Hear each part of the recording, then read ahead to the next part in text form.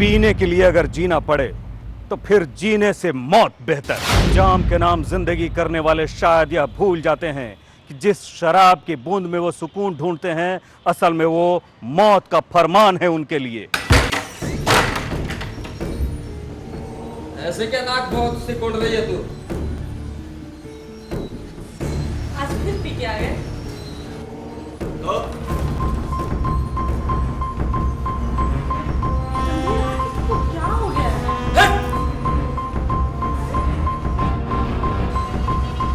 इसे रोज रोज पी के आ रहे हैं, हाँ? बताइए ना, किस चीज की कमी है इस घर में? क्या आप? तू चुप हो जा। तू तो कुछ बोल ही मत। अरे आप मेरे पति हैं, हम आपको नहीं। पति गया भाड़ में। कोई पति वति नहीं, सिर्फ रणधीर, सिर्फ रणधीर। पीता हूं तो तेरे बाप का नहीं पीता हूं, समझी?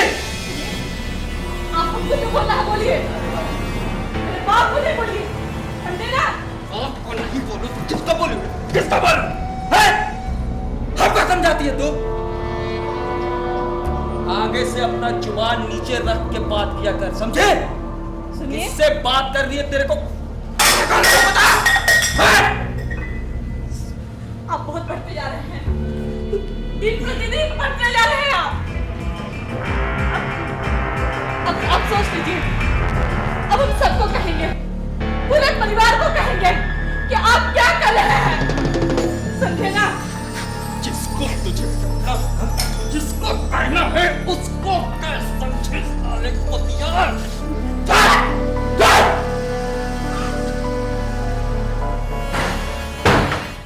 रणधीर जो कभी अपनी पत्नी को करता था बेइंतहा प्यार, लेकिन अब वो इस प्यार को पूरी तरह भुला चुका था। रणधीर अब बदल चुका था, क्योंकि अब वो पाना चाहता था दौलत और शोहरत।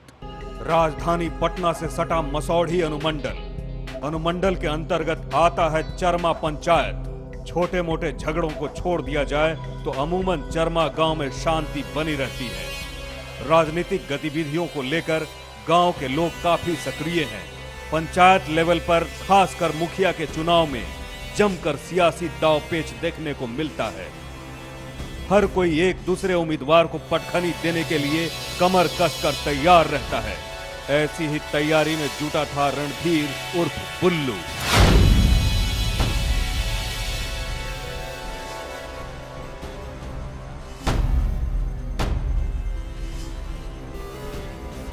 जी हां, 22 साल की उम्र में ही रणधीर गांव की राजनीति में बढ़ चढ़कर हिस्सा लेने लगा। गुजरते वक्त के साथ वो एक एक सियासी पहलू से वाकिफ होता चला गया।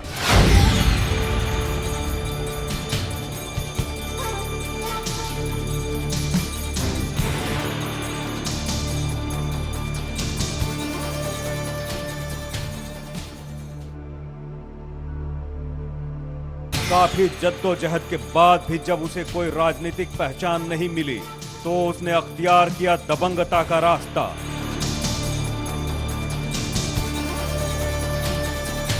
गांव के हर एक विवाद में शामिल होना और उसमें अपनी मनमानी करना रोजमर्रा की बात हो गई। राजनीतिक तौर पर न सही, लेकिन दबंग पर्सनालिटी के तौर पर इलाके में रणधीर की पहचान बनने लगी। लोग अब रणधीर नाम के शख्स को जानने लगे। इसी बीच चरमा पंचायत के मुखिया की हत्या हो जाती है और रणधीर के राजनीतिक करियर का दरवाजा खुल जाता है।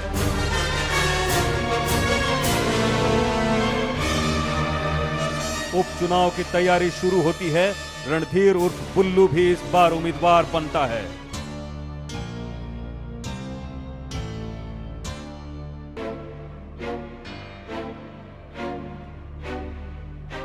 दबंगता का भरपूर फायदा मिलता है उसे।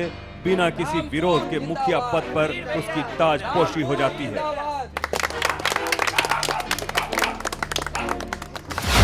राजनीतिक पहचान बनाने की दौड़ में मुखिया अक्सर पटना आने जाने लगता है।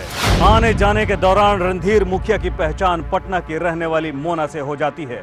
जल्द ही दोनों एक दूसरे के करीब आ जाते हैं। चरमा पंचायत और राजधानी पटना की दूरी सिमटने लगती है। गांव से ज्यादा समय वो पटना में बिताने लगता है। पंचायत की समस्या और लोगों के दुख दर्द से उसका रिश्ता टूटने लगता है, क्योंकि पटना में एक नए रिश्ते का जन्म हो रहा था। मोना!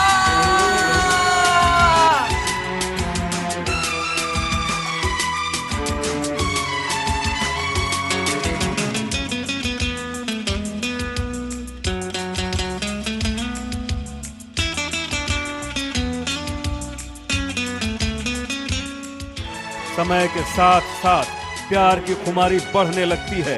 एक दिन ऐसा भी आता है जब मुखिया और मोना एक होने का फैसला ले लेते हैं। धूमधाम से मुखिया रणधीर की शादी मोना से हो जाती है। शादी के बाद मुखिया फुल टाइम पटना में ही डेरा डाल देता है।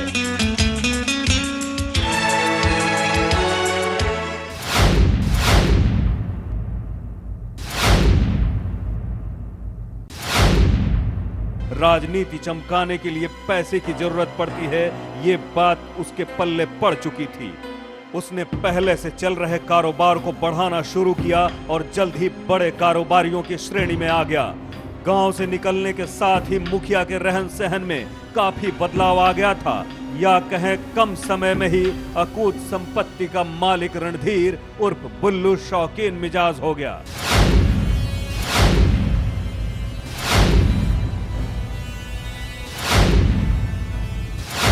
रिश्तों की नींव विश्वास पर टिकी होती है, लेकिन यही विश्वास तब खोखला हो जाता है जब रिश्ते जायज नहीं रह जाते बल्कि बन जाते हैं नाजायज।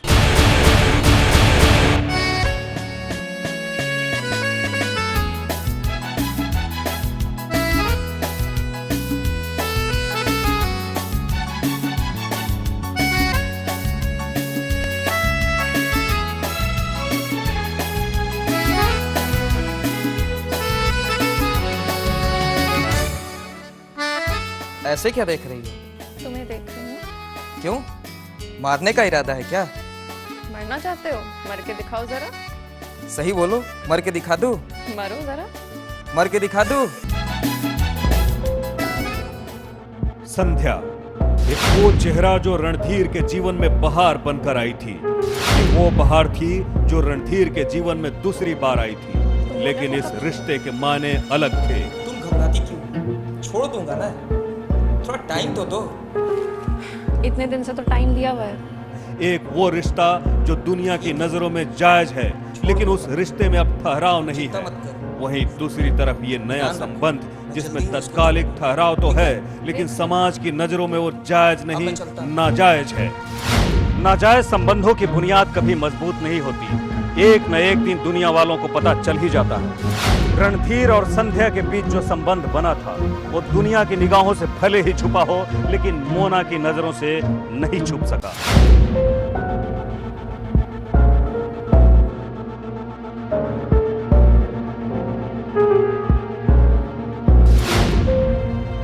शराब पर शबाब हावी हो चुका था। अब उस रिश्ते में दरार पड़ चुका था जो कभी विश्वास और प्यार से बना था। संबंधों के इस जाल का क्या होगा अगला चाल, देखेंगे ब्रेक के बाद।